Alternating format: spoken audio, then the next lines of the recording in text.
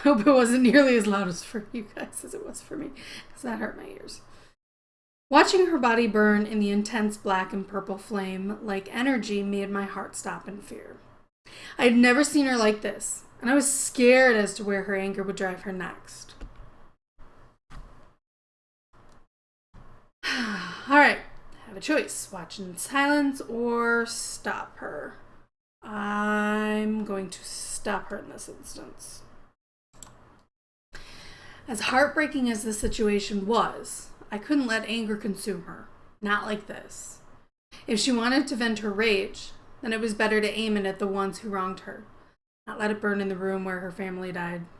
I stepped into the room, blocking the waves of energy from my face with my arms, and eventually made my way to the screaming Diana.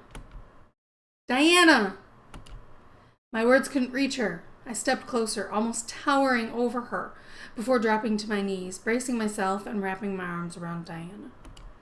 Her screaming stopped, and her body froze within my arms.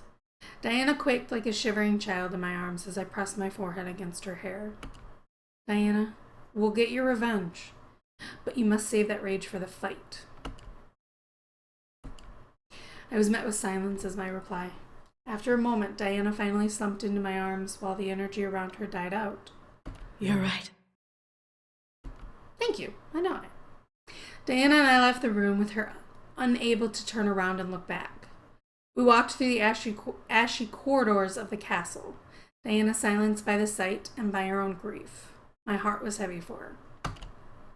Still, the demon lord who had done this was still a threat at large, and who knew when he would return. Diana led the way to a room which, as expected, was as burnt as could be.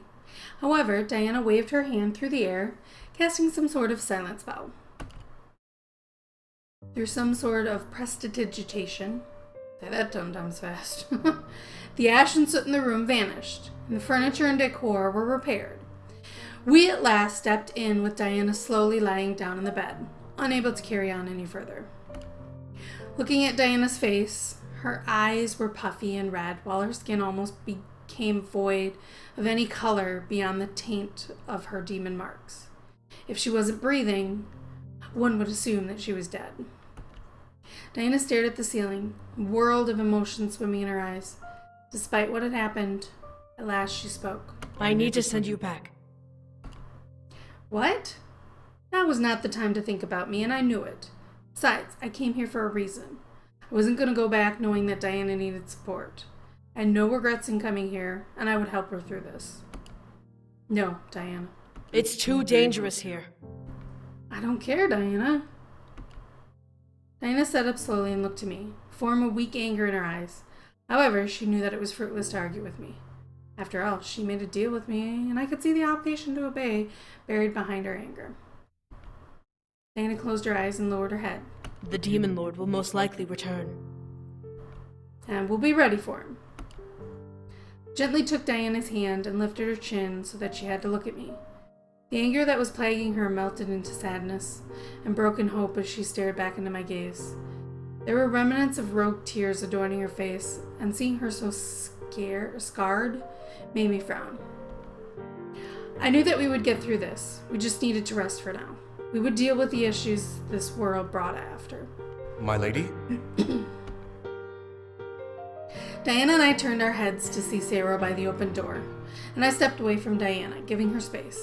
Behind him, multiple soldiers, servants, and other demons rushed down the hall, most likely to check for other issues and possibly try to fix the damage in the castle.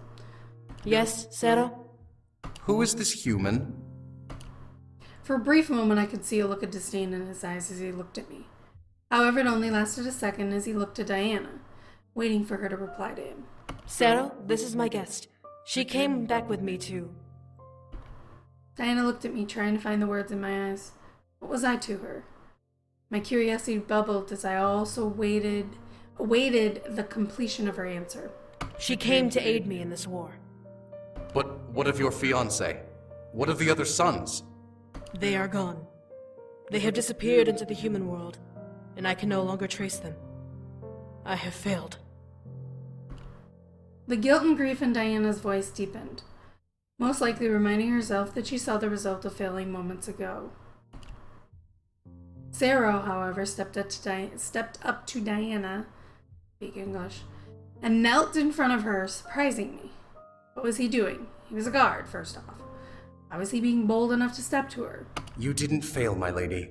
The Demon Lord attacked us despite giving us his word that he would wait for you to return. He broke his end of the agreement. The Demon Lord, of course. Sorry.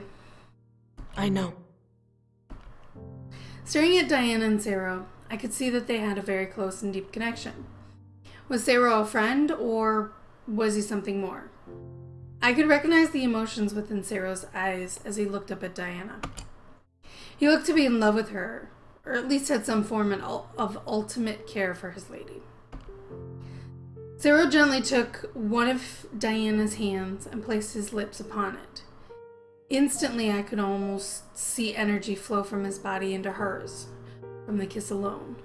Was this how energy transfer worked when you weren't the giver or receiver? The color in Diana's skin returned, and she let out a sigh with her body relaxing at last. Sarah, however, continued to keep his lips over her hand. Something in my gut irked me about him. But I don't believe it's my place to say anything. Sarah was just giving Diana his energy. There's nothing wrong with that. Why would I get upset over it? I wouldn't.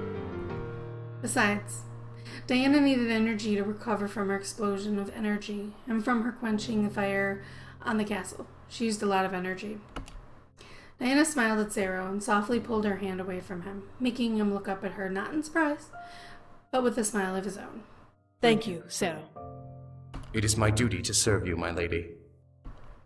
Sarah stood and stepped back, looking to his mistress and to me. Do we plan to retaliate, my lady? We will. I expect the Demon Lord will come for a second attack, not realizing that I have returned. What can we do then? Diana looked to me, a small glimmer of fear in her eyes, but a resolve rekindled, and she let a serious visage cover her expression.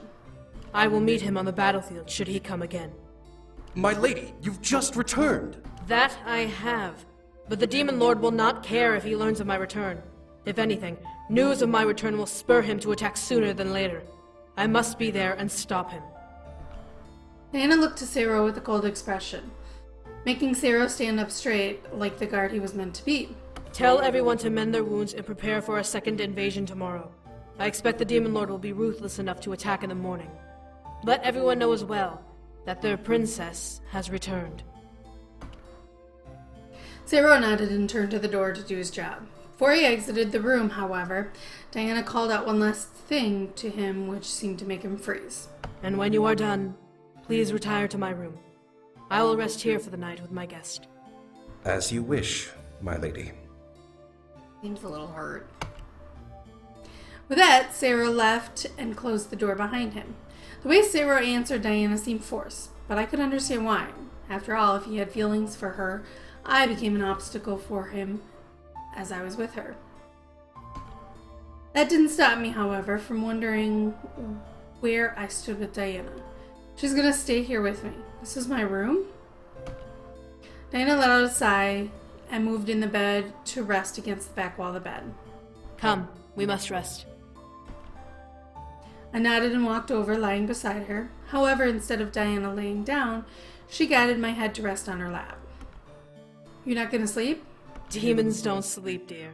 At least not in this world. Why not? Because if we shut our eyes for too long, then we open ourselves up for someone to take advantage of us, or kill us when we're not aware. Is that what humans do? I gulped, now worried and frightened to sleep. Diana chuckled, however, and petted my head. You can sleep, however. I will be resting, but my eyes will remain open. Can you truly rest like that? Demons and humans are different, dear. Demons can function for years without needing to rest, as long as they continually feed on energy. However, demons can rest to stop spending energy. Thus why we have beds. My curiosity began to peck at me again, My exhaustion took control of my body. As I felt my eyes gradually shut, I could hear Diana whisper, I hope that you don't mind me taking your energy as you sleep. Before I let sleep consume me, I shook my head. It was all right. Diana needed as much energy as she could for whatever the demon lord had in mind. I felt almost a bit honored that she was taking energy from me, as odd as it was. At last, sleep consumed me. Despite what was happening around me, the world of sleep was peaceful and calm. For the moment, I could truly be at rest. At least for a moment. My sweet Isaiah. Huh?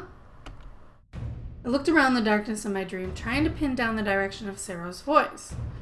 Why was he in my dream? There's no reason why he should have been here. The sound of footsteps echoed in my head, causing me to grip over it and look around frantically. What was happening? At last, a line in the darkness opened up to reveal it as an open door. Opening it was Sero, with a kind smile on his face, staring into the dark space. What? I looked to him, but he didn't seem to notice me as he stepped into the room and walked past me. I followed his walk and gasped at what he was walking towards. Now illuminated by light, I took in the sight of Diana in a jail cell on her hands and knees, weak and frail as she stared at the one approaching her. Sero, what is happening? Why am I... Shh. Everything is just fine, my lady. My heart stopped as I watched Sero kneel in front of Diana and slid his hand between the bars to lift her chin. Diana seemed to nuzzle his hand softly and unconsciously, making him chuckle. Soon enough, I will destroy the Demon Lord and hand you the throne of the entire world. Everyone will bow to you as their queen and ruler, as they rightfully should. Sero, I don't understand. You may not understand now, but you will in time. I promise. Diana crawled closer to Sero, wrapping her hands around the bars to keep her up. Where is she? What happened to the human? For a moment, Sero stared at Diana, looking completely oblivious to what she meant. Hey, I'm right here! Despite knowing that what I was seeing was a dream, I instinctively called out to Diana, hoping she would see me regardless. To my displeasure, she didn't. Hey, Tiny! How you doing? Who are you talking about, my queen? You know who, Sero. She... Sero silenced Diana by gripping her chin hard, making her gasp and stare up in shock at him. My lady, I don't know who you are talking about. Diana whimpered in his hold in fright. Fear painted over Diana's expression as Sero pressed his forehead against the bars to stare deep into her eyes. I felt myself rush at Sero and try to grab him, but my hands merely phased through his body like I was a ghost. My lady, you must stay here for now. Why? Diana's single word died out as she stared into Sero's eyes. Something in her eyes began to shift from red to gold. However, her black pupils slowly morphed into glowing black crosses. What was Sero doing? Because I have not yet finished the Demon Lord, my love. My love? Why the sudden change in name? I could only watch as Sero leaned back with a grin. Once I finish this war, then you may come out and fulfill your destiny, with only me at your side. Staring at Diana, I watched as she began to shed tears. They were not clear as water, black as oil. On her chest, a black burn in the shape of a cross appeared, glowing with some sort of dark aura. May those useless memories burn away. Remember only the one who has served you his entire life.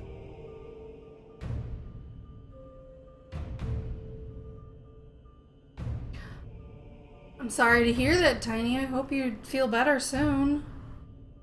As for me, I'm doing okay. A little warm right now, but other than that, I'm good. Sero!